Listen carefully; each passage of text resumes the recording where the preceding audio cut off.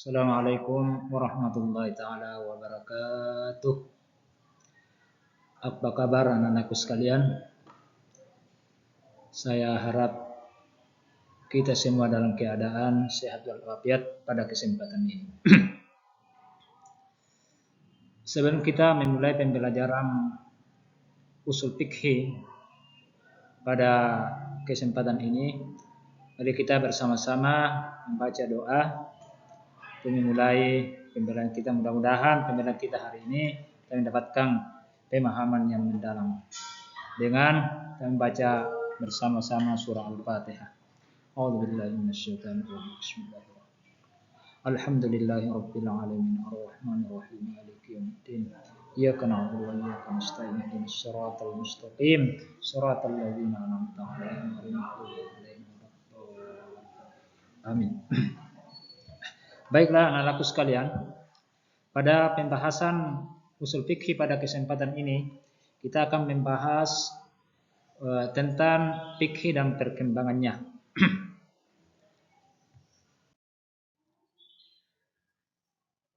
Yang pertama, dalam materi yang tujuan pembelajaran pada pembelajaran ini ada bagaimana anak-anak sekalian memahami apa itu konsep fikih dalam Islam. Yang pertama adalah pengertian fikih. Kata fikih berasal dari bahasa Arab, yaitu kata fikhun yang secara bahasa berarti fahmun amikun, pemahaman yang mendalam. Di fikih itu menurut bahasa adalah pemahaman yang mendalam, tidak hanya diketahui tapi dipahami secara mendalam. Pemahaman mendalam ini yang dikehendaki adalah pengerahan potensi akal. Jadi fikih itu, ilmu fikih itu lahir dari hasil ijtihad dari dalil secara dhanni yang dilakukan oleh para ulama kita. Jadi fikhun secara bahasa adalah fahmun amikun. Kemudian pengertian fikih menurut istilah oleh para ulama kita. Beberapa ulama kita mendefinisikan fikih sebagai berikut. Di antaranya adalah Al-Imam Abu Hanifah. Beliau wafat pada tahun 150 Hijriah atau 767 Masehi. Beliau mengungkapkan pengertian fikih secara istilah bahwa fikih adalah pengetahuan manusia tentang hak dan kewajibannya. Hak dan kewajibannya. Kemudian Imam marhum yang selanjutnya adalah Imam Syafi'i. Beliau wafat pada tahun 204 Hijriah atau 819 Masehi. Beliau mendefinisikan fikih adalah ilmu tentang mengenai hukum-hukum syar'i yang berlandaskan kepada dalil yang terperinci. Jadi ilmu fikih itu adalah kumpulan ilmu-ilmu syariat atau hukum-hukum syariat. Itulah pengertian fikih menurut bahasa dan istilah yang digunakan oleh para ulama kita. Selanjutnya yang perlu kita pahami adalah ruang lingkup pembahasan fikih atau objek pembahasan fikih. Anak-anakku sekalian, yang dibahas di dalam fikih itu, pembelajaran fikih adalah membahas tentang masalah ibadah. Jadi ibadah adalah semua perbuatan yang bernilai pahala di sisi Allah Subhanahu wa taala, perbuatan yang baik yang bernilai ibadah di sisi Allah Subhanahu wa taala. Di ibadah ini terbagi dua, ada ibadah mahdah, ada ibadah ghairu mahdah. Kemudian selanjutnya secara umum pembahasan fikih atau ruang fikih adalah tentang muamalah, hubungan sosial, hubungan dengan sesama manusia. Hubungan di sini adalah hubungan yang saling menguntungkan, yang sesuai dengan syariat. Di antaranya adalah jual beli, sewa menyewa, dan hubungan-hubungan yang lain dalam hubungan sosial yang saling menguntungkan. Kemudian selanjutnya adalah hukum-hukum munakahah, hukum-hukum yang berkaitan dengan pernikahan, hubungan lawan jenis. Di dalam ini hukum-hukum nahkah, tentang talak, tentang rukun syarat dan hukum pernikahan, dan yang berkaitan dengan hukum-hukum pernikahan.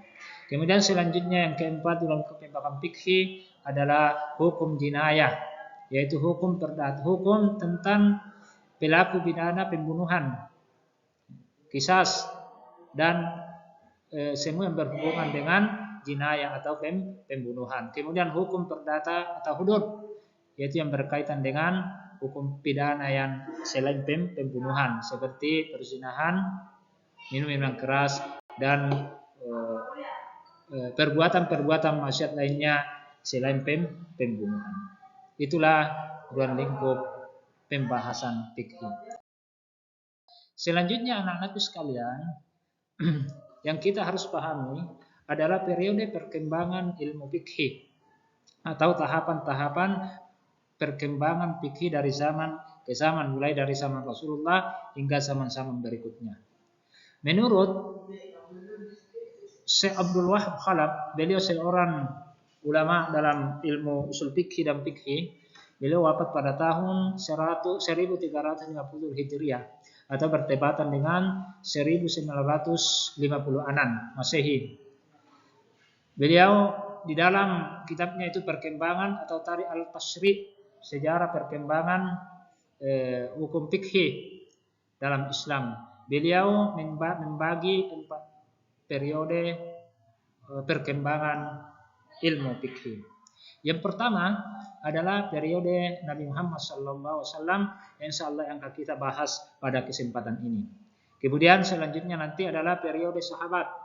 Kemudian selanjutnya adalah periode tabi'in. Kemudian yang keempat adalah periode taklid. Yang kita bahas pada kesempatan ini adalah periode fikih, perkembangan fikih pada periode Nabi Muhammad SAW atau periode Nabi.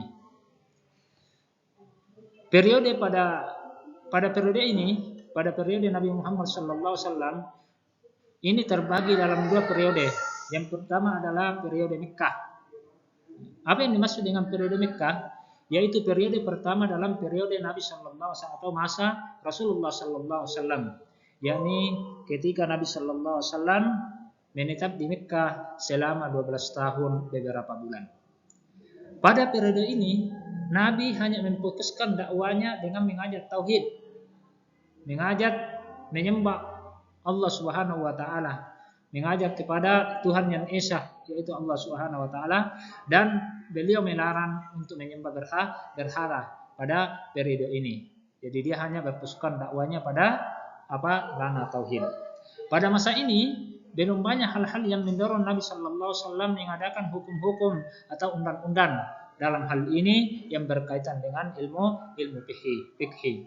Oleh karena itu dalam periode ini, pada periode Nabi Muhammad sallallahu alaihi wasallam, ayat-ayat yang turun itu ayat yang berkaitan dengan ayat Makkiyah, tidak ada yang berisikan tentang hukum-hukum syariah. Selanjutnya adalah periode Madinah, karena periode Nabi Muhammad SAW terbagi 2, yaitu periode Makkah dengan periode Madinah. Apa yang dimaksud dengan periode Madinah, anak-anak sekalian? Adapun periode Madinah itu ketika masa Nabi SAW telah berhijrah ke Madinah atau pindah ke Madinah dan menetap di sana selama 10 tahun sampai beliau menghadap Allah Subhanahu wa taala atau beliau wafat. Pada periode Madinah ini Islam sudah sangat berkembang. Islam sudah sangat berkembang pesat dan pengikutnya terus-menerus bertambah. Pada waktu itu Nabi sallallahu alaihi wasallam mulai membentuk suatu masyarakat Islam Madinah yang berkedaulatan. Karena itulah maka timbullah dalam masyarakat Islam pada periode Madinah keperluan untuk membentuk suatu pemerintahan yang berdasarkan Islam dan peraturan-peraturan, maka disyariatkanlah hukum-hukum. Di antaranya yang disyariatkan pada periode Madinah ini adalah hukum-hukum tentang perkawinan, talak, wasiat, jinayah, dan semua hukum-hukum yang lain.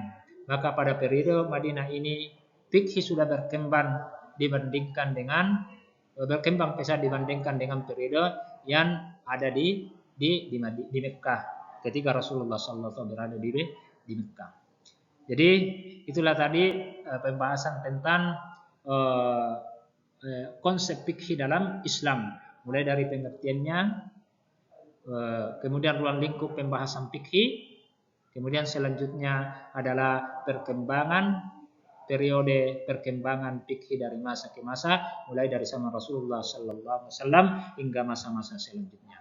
Anak-anakku sekalian, mungkin inilah pembahasan kita pada kesempatan ini. Mungkin pembahasan selanjutnya berlanjut dari pembahasan materi kita ini, konsep fikih dalam Islam.